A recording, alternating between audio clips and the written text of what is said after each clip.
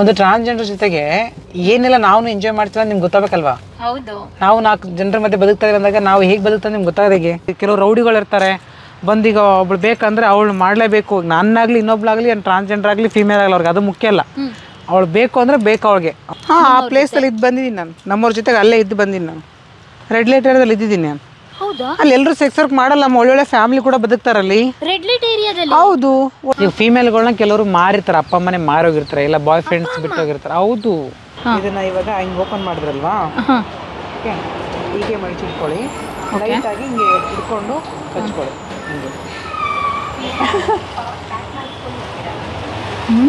ಹೇಗಿದೆ? ನನಗೆ ಇಷ್ಟ ಇಲ್ಲದೆ ನನ್ನ ದೇಹ ಇನ್ನೊಬ್ರು ಕೊಡ್ತೀವಿ ಅಂದಾಗ ಅದು 100% ಕಷ್ಟನೇ. ಯಾಕಂದರೆ ಯಾವುದು ಈಸಿ ಅಲ್ಲ, ಇದು ತುಂಬ ಕಷ್ಟನೇ. ಯಾಕಂದ್ರೆ ಅವ್ನು ಏನಂತ ಗೊತ್ತಿರಲ್ಲ, ಹೆಂಗಂತ ಗೊತ್ತಿರಲ್ಲ, ಅವ್ನ ಆರೋಗ್ಯ ಏನಂತ ಗೊತ್ತಿರಲ್ಲ. ಬಂದು ನಮ್ಮನ್ನು ಮಿಸ್ಯೂಸ್ ಮಾಡ್ಕೊಂಡ್ಬಿಟ್ರೆ ನಮ್ಮ ಮೇಲ್ತು ನಮ್ಮ ಪ್ರಾಬ್ಲಮ್. ಫಸ್ಟ್ ಎಲ್ಲ ನಾವು ಹೋಗ್ಬೇಕಾದ್ರೆ ಟ್ರಾನ್ಸ್ ಅಂದ ತಕ್ಷಣ ಅಡ್ಮಿಷನ್ ಮಾಡ್ಕೊತಿರ್ಲಿಲ್ಲ. ಅಯ್ಯೋಯ್ಯೋ, ನಾನು ಅದಕ್ಕೆ ಫಸ್ಟ್ ಹುಡುಗಿ ತರೋಕೆ ಜಾಯ್ನ್ ಆಗಿಬಿಡ್ತಾ ಇದ್ದೆ. ಸೆಕ್ಸ್ ವರ್ಕ್ ಅಂತ ಯಾರನ್ನ ಚೆನ್ನಾಗಿರೋ ಮನೆಗೆ ಬಂದು ಉಳ್ಕೊಂಡ ತಕ್ಷಣ ಅವ್ರಿಗೆ ನ್ಯೂಸ್ ಹೋಗ್ಬಿಡ್ತಿತ್ತು, ಈ ಥರ ಈ ಮನೆಗೆ ಒಂದು ಒಳ್ಳೆ ಹೊಸ ಹುಡುಗಿ ಬಂದಾಳೆ, ಹೊಸ ಟ್ರಾನ್ಸ್ಜೆಂಡರ್ ಬಂದಾಳೆ ಅಂತ ನ್ಯೂಸ್ ಹೋಗ್ಬಿಡ್ತಿತ್ತು. ಆ ರೌಡಿಗೆ ಅವ್ರು ಬೇಕು, ಏನೇ ಕಷ್ಟ ಅವನಿಗೆ ಅವಳು ಬೇಕು ಆ ದಿನ. ಹೋಳಿಗೆ ತಿಂತೀರಾ? ಸಖತ್ತಾಗಿರುತ್ತೆ ನಮ್ಮ ಏರಿಯಾದಲ್ಲಿ ಹೋಳಿಗೆ. ಸರಿದಾ, ಅವರು ಇವತ್ತು ಎಲ್ಲೆಲ್ಗ ಕರ್ಕೊಂಡು ಹೋಗ್ತಾ ಇದ್ದಾರೆ ನಮ್ಮನ್ನ. ಬನ್ನಿ ಎಲ್ಲಾನು ನೋಡಿ. ಒಂದು ಟ್ರಾನ್ಸ್ಜೆಂಡರ್ ಜೊತೆಗೆ ಏನೆಲ್ಲ ನಾವು ಎಂಜಾಯ್ ಮಾಡ್ತೀವಿ ನಿಮ್ಗೆ ಗೊತ್ತಾಗಬೇಕಲ್ವಾ? ಹೌದು. ನಾವು 4 ಜನರ ಮಧ್ಯೆ ಬದುಕ್ತಾ ಇದ್ದೀವಿ ಅಂದಾಗ ನಾವು ಹೇಗೆ ಬದುಕ್ತಾ ನಿಮ್ಗೆ ಗೊತ್ತಾಗದೆ ಅಲ್ವಾ? ಅದಕ್ಕೋಸ್ಕರ ಬನ್ನಿ ನನ್ನ ಜೊತೆಗೆ. ಒಂದು ಒಳ್ಳೆ ಹೋಳಿಗೆ ಸಿಗುತ್ತಿಲ್ಲಿ, ಹೋಳಿಗೆ ತಿನ್ನಿಸ್ತೀನಿ, ಬನ್ನಿ.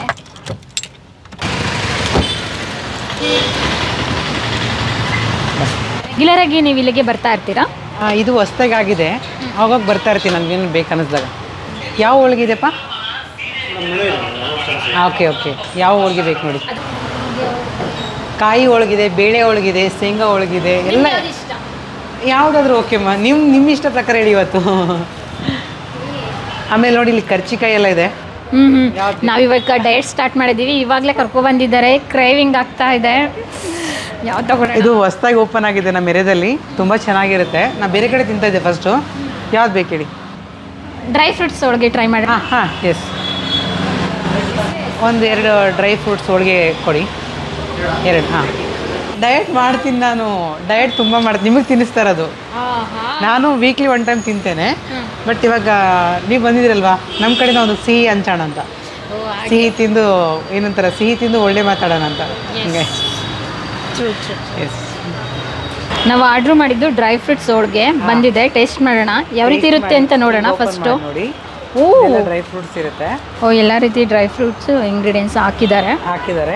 ಇದನ್ನ ಇವಾಗ ಹಿಂಗೆ ಓಪನ್ ಮಾಡಿದ್ರಲ್ವಾ, ಹೀಗೆ ಮಡಿಚಿಟ್ಕೊಳ್ಳಿ, ಲೈಟಾಗಿ ಹಿಂಗೆ ಹಿಡ್ಕೊಂಡು ಕಚ್ಕೊಳ್ಳಿ.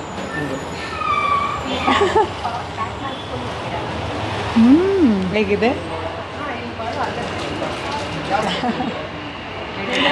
ನಿಜವಾಗ್ಲೂ ಚೆನ್ನಾಗಿದೆ. ಆ ಡ್ರೈ ಫ್ರೂಟ್ಸು ಸಿಗ್ತಾ ಇದೆ. ನಾನು ವೀಕ್ಲಿ 1 ಟೈಮ್ ತಿಂತೇನೆ ಇಲ್ಲಿ. ವೀಕ್ಲಿ 1 ಟೈಮ್, ಎವ್ರಿ ಡೇ ತಿನ್ನಲ್ಲ. ವೀಕ್ಲಿ 1 ಟೈಮ್ ಬಂದು ಇಲ್ಲಿ ಬಿಸಿ ಬಿಸಿ ಮಾಡಿಕೊಡ್ತಾರೆ, ತಿನ್ಕೊಂಡು ಹೋಗ್ತೀನಿ. ಈಗ ಎಂಥವ್ರಿಗೂ ಹೋಳಿಗೆ ಇಷ್ಟ ಆಗದಿದ್ದವ್ರಿಗೂ ಇದು ಇಷ್ಟ ಆಗುತ್ತೆ. ಓಕೆ, ನಿಮ್ಮ ಟೇಸ್ಟ್ ಚೆನ್ನಾಗಿದೆ. Thank you. ನೀವು ತಿನ್ನಿ. ಇಲ್ಲ, ನಾನು ತಿಂತೇನೆ, ನಾನು ತಿಂತೇನೆ. ಇದು ನನ್ನ ಜಿಮ್ಮು, ಜಿಮ್ಗೆ ಹೋಗ್ತೇನೆ ಇಲ್ಲಿ. ಹಾಂ, ಅಂದರೆ ಲೈಕ್ ಜಿಮ್ ಈವ್ನಿಂಗ್ ಹೋಗ್ತೇನೆ, ಪ್ರತಿದಿನ ಹೋಗ್ತೇನೆ. ಫಸ್ಟ್ ಎಲ್ಲ ನಾವು ಹೋಗ್ಬೇಕಾದ್ರೆ ಟ್ರಾನ್ಸ್ ಅಂದ ತಕ್ಷಣ ಅಡ್ಮಿಷನ್ ಮಾಡ್ಕೊತಿರ್ಲಿಲ್ಲ. ಅಯ್ಯೋಯ್ಯೋ, ನಾನು ಅದಕ್ಕೆ ಫಸ್ಟ್ ಹುಡುಗಿ ತರೋಕೆ ಜಾಯ್ನ್ ಆಗಿಬಿಡ್ತಾ ಇದ್ದೆ. ಡೀಸೆಂಟಾಗಿ ಹುಡುಗಿ ಥರ ಹೋಗಿ ಜಾಯ್ನ್ ಆಗಿ ಆಮೇಲೆ ಅವ್ರ ಜೊತೆ ಒಳ್ಳೆ ಬಾಂಧವ್ಯ ಬೆಳೆಸ್ಕೊಂಡು ಫ್ರೆಂಡ್ ಥರ ಆದಮೇಲೆ ಅವಾಗ ಹೇಳ್ತಾ ಇದ್ದೆ. ಅಲ್ಲಿವರೆಗೂ ನಾನು ಹೇಳ್ತಾನೆ ಇರಲಿಲ್ಲ ನಾನು ಟ್ರಾನ್ಸ್ ಅಂತ. ಡೀಸೆಂಟಾಗಿ ಜಾಸ್ತಿ ಮಾತಾಡ್ತಿರ್ಲಿಲ್ಲ, ವಾಯ್ಸ್ ರೇಸ್ ಮಾಡ್ತಿರ್ಲಿಲ್ಲ, ಸೂಕ್ಷ್ಮ ಗೊತ್ತಾಗ್ಬಿಡುತ್ತೆ ಅಂತೇಳಿ ತುಂಬ ಸೂಕ್ಷ್ಮದಿಂದ ಹೋಗ್ತಾ ಇದ್ದೆ, ಡೀಸೆಂಟಾಗಿ ಹೋಗ್ತಾ ಇದ್ದೆ. ನಿಮ್ದೇನು ಅಷ್ಟು ಅನ್ಸಲ್ಲ ಇದನ್ನು ಆಪರೇಷನ್ ಮಾಡಿಸ್ಕೊಂಡಿದ್ದೀರಾ? ಇಲ್ಲ ಇಲ್ಲ, ಏನು ಆಪರೇಷನ್ ಅಲ್ಲ, ಅದೆಲ್ಲ ಗಂಟ್ಲ ಫೇಸ್ ಏನಿಂದ ಏನು ಆಪರೇಷನ್ ಇಲ್ಲ ಅಂದು. ಇದೆಲ್ಲ ನ್ಯಾಚುರಲ್ ಅಂತ. ಫೇಸ್ ಇದೆ, ಏನಿದೆ ದೇವ್ರು ಕೊಟ್ಟಿರೋದು, ಡಿಂಪಲ್ ಆಗ್ಬೋದು, ಎಲ್ಲ ಆಗ್ಬೋದು, ಎಲ್ಲ ನ್ಯಾಚುರಲ್ ಅಂತ. ಇವಾಗ ರಾಜಕೀಯ ಇಳಿದ್ಮೇಲೆ ಕರ್ಗಾಗಿರೋದು, ನಾನು ಕಪ್ಪಗಾಗಿರೋದು. ಮುಂಚೆ ತುಂಬಾ ವೈಟ್ ಇದ್ರಿ. ಚೆನ್ನಾಗಿದೆ, ಚೆನ್ನಾಗಿದೆ. ಬಾಂಬೆಲಿ ಇರ್ಬೇಕಾದ್ರೆ ತುಂಬಾ ಚೆನ್ನಾಗಿದೆ. ಎಷ್ಟು ಸರ್ಜರಿ ಆಗಿದೆ ನಿಮ್ಗೆ? ಅಂದರೆ ನನಗೆ ಬೆಸ್ಟು, ಆಮೇಲೆ ತೆಳಗಡೆ 2 ಸರ್ಜರಿ. ಯಾರೊಬ್ರು ಹೇಳಿದ್ರು ನೀನೊಂದು ಗರ್ಭಕೋಶ ಹಾಕೊಂಡು ಮಗು ಎತ್ಬಿಡು, ಇನ್ನು ಎಲ್ಲ ಸಂಪೂರ್ಣ ಫುಲ್ಫಿಲ್ ಆಗಿಬಿಡ್ತೀಯ ಅಂತಂದರು. ಇಲ್ಲ, ಮಗು ಎತ್ತಲೇಬೇಕು, ಮಗು ಎತ್ತಿದ್ರೆ ಮಾತ್ರ ತಾಯಿ ಆಗ್ತಾನೆ ಅನ್ನೋದು ತಪ್ಪು. 4 ಜನ ಬಡ ಮಕ್ಕಳಿಗೆ ಒಳ್ಳೆ ಶಿಕ್ಷಣ ಕೊಟ್ಟು ಅವ್ರು ನಮ್ಮ ಮಕ್ಕಳಂತ ಭಾವಿಸಿದ್ರು ಕೂಡ ಸಾಕು. ಅದರಲ್ಲಿರೋದು ಪ್ರೀತಿ, ಸಂತೋಷ. ನಮ್ಮ ಹೊಟ್ಟೆಗೆ ಹುಟ್ಟಿದ್ರೆ ಮಾತ್ರ ನಮಗೆ ಮಕ್ಕಳು ಅಂತಲ್ಲ. 4 ಜನ ಯಾರು ಬಡ ಮಕ್ಕಳಿರ್ತಾರೆ, ಅನಾಥ ಮಕ್ಕಳಿರ್ತಾರೆ, ಅವ್ರನ್ನ ನಾವು ಮಕ್ಕಳಿಗೆ ಸ್ವೀಕಾರ ಮಾಡೋಣ ಬಿಡಿ, ಅವ್ರಿಗೊಂದು ಲೈಫ್ ಕೊಟ್ಟಂಗಾಗತ್ತೆ ಅಲ್ವಾ? ಹೌದು. ಸೊ ಆ ಥರ ನನಗೆ ಅದಕ್ಕೆ ಜಾಸ್ತಿ ಮಕ್ಕಳಂದ್ರೆ ತುಂಬ ಪಂಚಪ್ರಾಣ ನನಗೆ. ನೆಕ್ಸ್ಟ್ ನಮ್ಮ ಭಾಗ ಯಾದಗಿರಿ ಭಾಗದಲ್ಲಿ ಒಂದು 10 ಎಕರೆ ಜಮೀನು ತೊಗೊಂಡು 10 ಎಕರೆ ಜಮೀನು ತೊಗೊಂಡು ನಂದೊಂದು ಟ್ರಸ್ಟ್ ಇದೆ. ಟ್ರಸ್ಟ್ ಮುಖಾಂತರ ಸ್ಕೂಲು, ಹಾಸ್ಟೆಲು, ಒಂದು ಆಶ್ರಮ ರೀತಿಯಲ್ಲಿ ಕಟ್ಟಿಸಿ ಮಕ್ಕಳಿಗೆ ಒಳ್ಳೆ ಶಿಕ್ಷಣ, ಒಳ್ಳೆ ಆಹಾರ ಪದ್ಧತಿ. ನಮ್ಮ ಭಾಗದಲ್ಲಿ, ಕಲ್ಯಾಣ ಕರ್ನಾಟಕ ಭಾಗದಲ್ಲಿ ಅದೆಲ್ಲ ಇಲ್ಲ.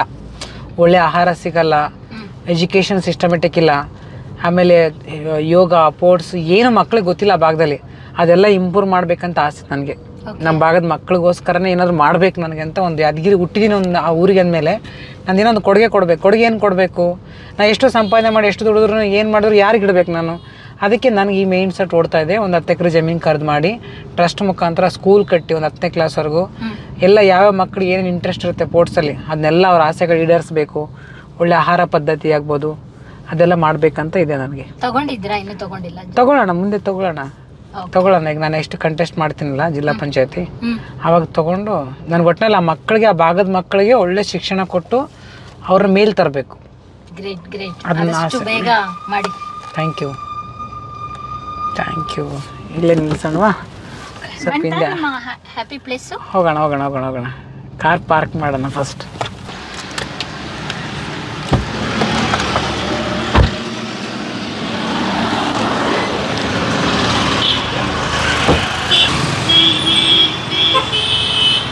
ಯಾವುದು ಮೇಡಮ್ ನಿಮ್ದು ಹ್ಯಾಪಿ ಪ್ಲೇಸ್? ನನ್ನ ಹ್ಯಾಪಿ ಪ್ಲೇಸು ಈ ಪಾರ್ಕ್. ಹೌದು, ಬೆಳಗ್ಗೆ 1 ಅವರ್ ಟೈಮ್ ಸ್ಪೆಂಡ್ ಮಾಡ್ತೀನಿ ನಾನಿಲ್ಲಿ. ಇದು ಟೋಟಲ್ 2 ಕಿಲೋಮೀಟ್ರ್ ದೂರ ಇದೆ. ಒಂದು ರೌಂಡ್ ಹಾಕೊಂಬಂದ್ಬಿಡ್ತೀನಿ. ಹಾಕೊಂಬಂದು ಅಲ್ಲಿ ಕುತ್ಕೊಳ್ಳೋಕೆ ಪ್ಲೇಸ್ ಚೆನ್ನಾಗಿದೆ. ಅಲ್ಲಿ ಕುತ್ಕೊಂಡು ಸ್ವಲ್ಪ ಧ್ಯಾನ ಮಾಡಿಕೊಂಡು ಆಮೇಲೆ ಮನೆಗೆ ಹೋಗ್ತೀನಿ. ಅಲ್ಲಿಗೆ ಹೋಗೋಣ. ಹೌದು, ಬೆಳಗ್ಗೆ ಅಟ್ಲೀಸ್ಟ್ ನಮ್ಮ ದಿನನಿತ್ಯ ಕಾರ್ಯಕ್ರಮದಲ್ಲಿ ನಾವು ಎಷ್ಟು ಅವರ್ ಎಲ್ಲೆಲ್ಲೋ ಕೆಲಸಕ್ಕೆ ತೆಗೆದಿಡ್ತೀವಿ, 1 ಅವರ್ ನಮಗೋಸ್ಕರ ನಾವು ತೆಗೆದಿಡಬೇಕು. ನಮ್ಮ ಹ್ಯಾಪಿನೆಸ್ಗೋಸ್ಕರ, ನಮ್ಮ ಮೈಂಡ್ ಫ್ರೀಗೋಸ್ಕರ, ನಮ್ಮ ಆರೋಗ್ಯಕ್ಕೋಸ್ಕರ ಬೆಳಿಗ್ಗೆ 1 ಅವರ್ ಅಟ್ಲೀಸ್ಟ್ ನಾವು ತೆಗೆದಿಡೋದ್ರಿಂದ ನಮಗೆ ಎಲ್ಲೋ ಒಂದು ಕಡೆ ತೃಪ್ತಿ ಇರುತ್ತೆ.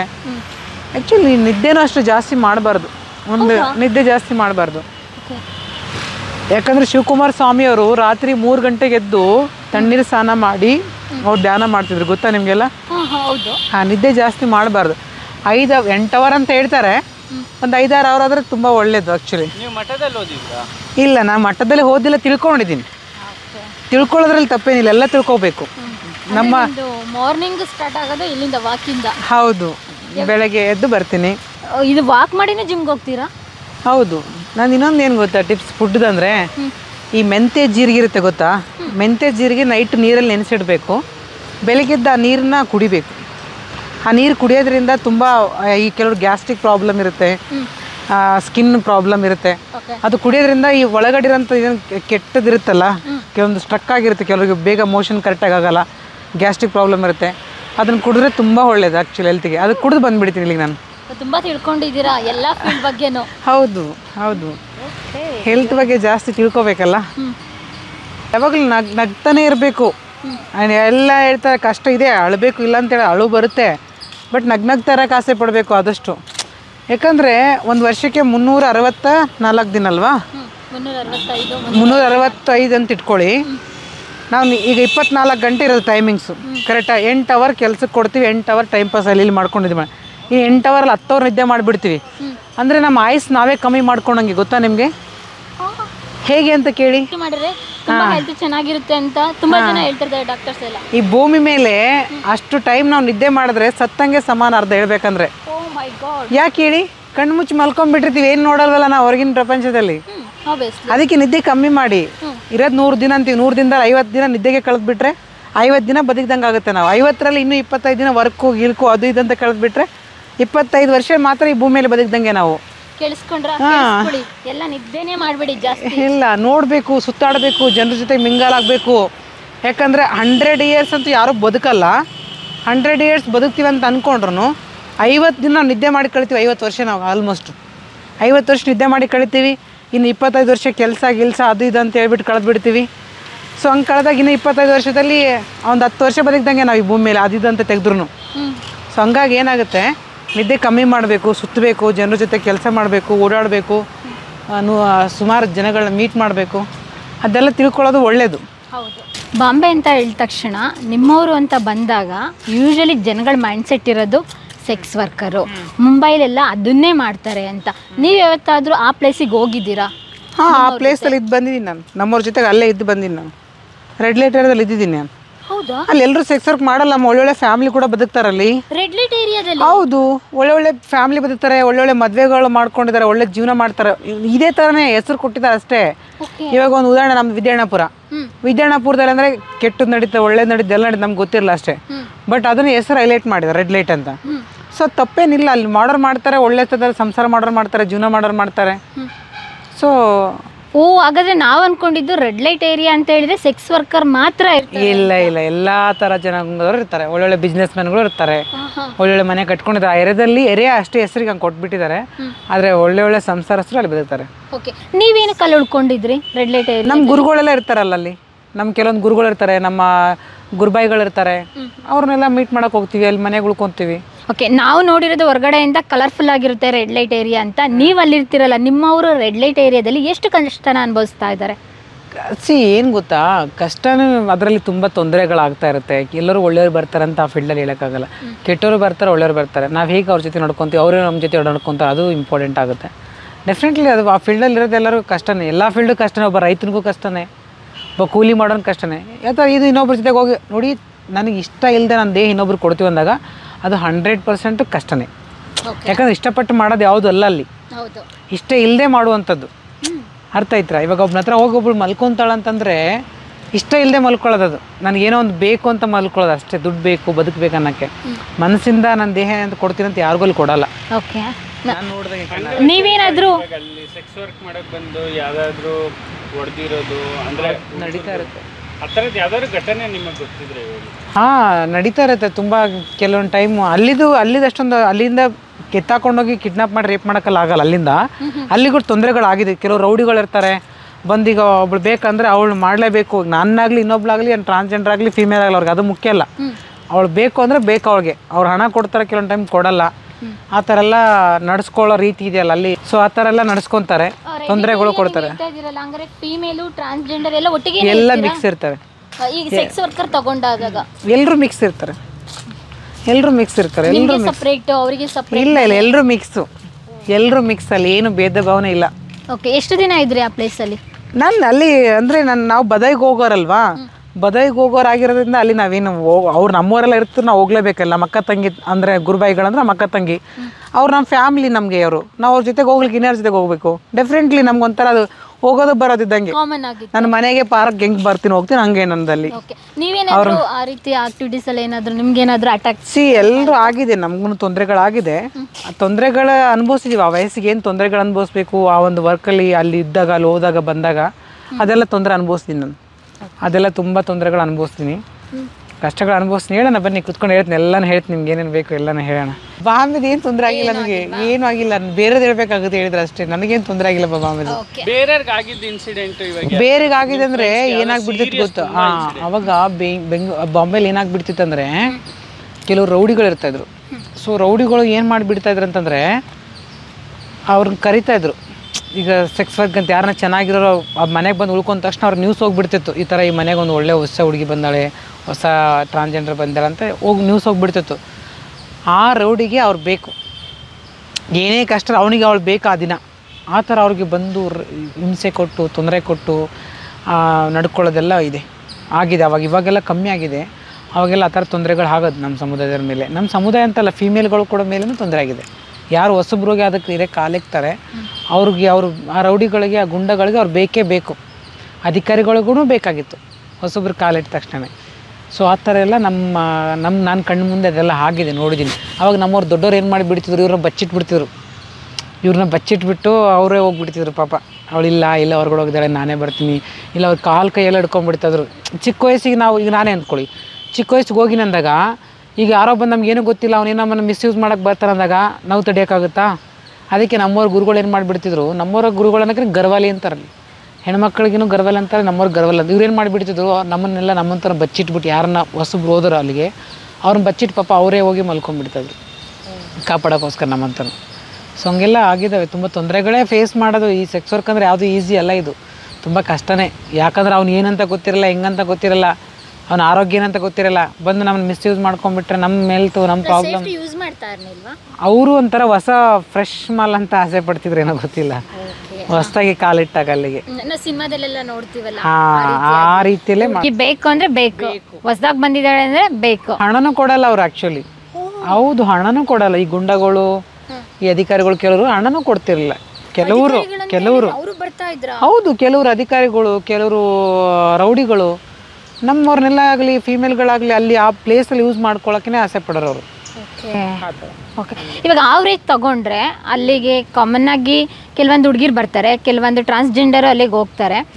ಅದು ತಗೊಂಡಾಗ ಇವಾಗ ಅವ್ರಿಗೆ ಅದ್ರ ಬಗ್ಗೆ ಏನು ನಾಲೆಡ್ಜ್ ಇರಲ್ಲ, ಬಲವಂತಾಗಿ ಅವ್ರನ್ನ ಒಂದು ಇದಕ್ಕೆ ತಳ್ದಂಗೆ ಅಲ್ಲಿ ಕೆಲಸ ಮಾಡೋರೆಲ್ಲರೂ ಕೂಡ. ಅವಾಗ ಹೋಗ್ತಾ ಇಲ್ಲ, ಬೇಕು ಅಂತಾನೆ ಕೆಲವರು ಮಾರಿರ್ತಾರೆ.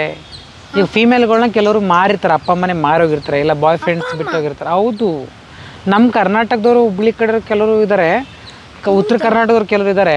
ಅವಾಗ ದೇವದಾಸಿ ಅಂತೆಲ್ಲ ಇರ್ತಿದ್ರಲ್ಲ, ಅವರಲ್ಲಿ ಕೆಲವರು ಇದ್ರು. ಅಲ್ಲಿ ಜಾಸ್ತಿ ಅಂದರೆ ನಾರ್ತ್ ಇಂಡಿಯನ್ಸ್ ಇರ್ತಾರೆ.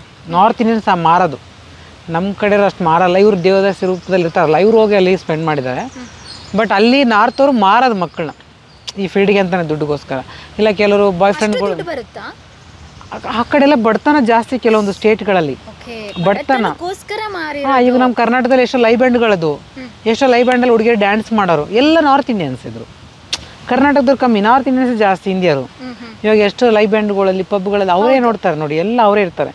ಏನೋ ಆ ಕಡೆ ಎಲ್ಲ ಕಷ್ಟ ಜಾಸ್ತಿ ಇರ್ತಾರೆ. ಬಟ್ ನಮ್ಮ ಟ್ರಾನ್ಸಲ್ಲಿ ಏನಂದ್ರೆ ವಿಧಿ ಇಲ್ಲದೆ ಹೋಗೋದು, ನಾವು ಬೇರೆ ದಾರಿ ಇಲ್ಲದೆ ನಾವು ಆ ಫೀಲ್ಡಿಗೆ ಹೋಗೋದು. ಅರ್ಥ ಆಯ್ತಾ ನಿಮಗೆ? ಟ್ರಾನ್ಸ್ಜೆಂಡರ್ ನಾವು ಹೋಗ್ಬೇಕು, ಅದು ಮಾಡ್ಬೇಕಂತ ಹೋಗೋದಲ್ಲ, ಬೇರೆ ವಿಧಿ ಇಲ್ಲದೆ ಹೋಗೋದ್ರಿಂದ ನಮಗೇನು ಗೊತ್ತಿರೋಕ್ಕಿಲ್ಲ ಆ ಟೈಮಲ್ಲಿ. ಅವ್ನು ಹೆಂಗೆ ನಮ್ಮ ಜೊತೆಗೆ ನಡ್ಕೊತಾನ ಅನ್ನೋ ಕಾರಣಕ್ಕೆ ನಮ್ಮ ಗುರುಗಳು ನಮ್ಮನ್ನ ಬಚಾಸಕ್ಕೋಸ್ಕರ ನಮ್ಮನ್ನ ಕಾಪಾಡೋದು, ಬಚ್ಚಿಟ್ಟು ಅವ್ರ ಪಾಪ ಅವ್ರೋಗಿ ಮಾಡ್ಕೊಳ್ಳೋದು. ಇವಾಗ ರೆಗ್ಯುಲೇಟ್ ಏರಿಯಾ ಅಂತ ಹೇಳಿದ್ರೆ ಹೊರಗಡೆ ಎಲ್ಲ ನಿಂತ್ಕೊಂಡಿರ್ತಾರೆ, ಹಿಂಗೆ ಬಾ ಅಂತ ಕರಿತಾ ಇರ್ತಾರೆ, ಆ ರೀತಿನೂ ಇದೆಯಾ?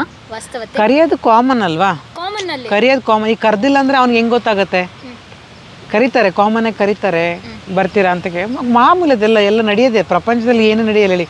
ಈಗ ಯೂಟ್ಯೂಬ್ ಮಾಡಿ ಕೂತ್ಕೊಂಡ್ರೆ ಎಲ್ಲನೂ ಗೊತ್ತಾಗುತ್ತೆ ಅಲ್ವಾ? ಏನು ಕಲ್ತಿಲ್ಲ ಅದೆಲ್ಲ ಕಲಿಬೋದು ಯೂಟ್ಯೂಬ್ ನೋಡ್ಕೊಂಡ್ರೆ. ಆ ಥರ ಇವಾಗಿರೋದು ಡಿಜಿಟಲ್. ಪ್ರಿಯ ವೀಕ್ಷಕರೇ, ನಾವು ತೋರಿಸುತ್ತಿರುವ ಇತಿಹಾಸದ ಕಥೆಗಳು ಕನ್ನಡದ ಕಲೆ, ಸಾಹಿತ್ಯ, ಸಂಸ್ಕೃತಿ, ಜನಜೀವನ, ಇತಿಹಾಸ ಸೃಷ್ಟಿಸಿದ ಜನಸಾಮಾನ್ಯರ ಅಸಾಮಾನ್ಯ ಕಥೆಗಳು ನಿಮಗೆ ಇಷ್ಟ ಆಗಿದ್ಯಾ? ಹಾಗಿದ್ರೆ ವಿಡಿಯೋ ನೋಡಿ ಸುಮ್ಮನಾಗ್ಬೇಡಿ, ಶೇರ್ ಮಾಡಿ, ಸಪೋರ್ಟ್ ಮಾಡಿ, ನಮ್ಮೊಂದಿಗೆ ಜೊತೆಯಾಗಿ. ಇದು ನೀವೇ ಬೆಳೆಸಿದ ನಿಮ್ಮ ನೆಚ್ಚಿನ ಡಿಜಿಟಲ್ ಮಾಧ್ಯಮ. ಇನ್ಮುಂದೆ ನಿಮಗಾಗಿ ಇನ್ನಷ್ಟು ವಿನೂತನ ಶೈಲಿಯಲ್ಲಿ ಬರಲಿದೆ. ನೈತಿಕ ಬೆಂಬಲದ ಜೊತೆಗೆ ಆರ್ಥಿಕ ಬೆಂಬಲ ನೀಡಿ. ನಿಮ್ಮ ಬೆಂಬಲವೇ ನಮಗೆ ಪ್ರೇರಣೆ, ಸ್ಫೂರ್ತಿ ಕೂಡ. ನಿಮ್ಮ ಬೆಂಬಲದೊಂದಿಗೆ ನಮ್ಮ ಪಯಣ ಮುಂದುವರಿಯುತ್ತಿದೆ. ಸಾಮಾಜಿಕ ಬದಲಾವಣೆಗೆ ಜೊತೆಯಾಗಿ ನಮ್ಮ ಮುಂದಿನ ಪೀಳಿಗೆಗೆ ಕರ್ನಾಟಕದ ಇತಿಹಾಸ ಉಳಿಸೋಣ.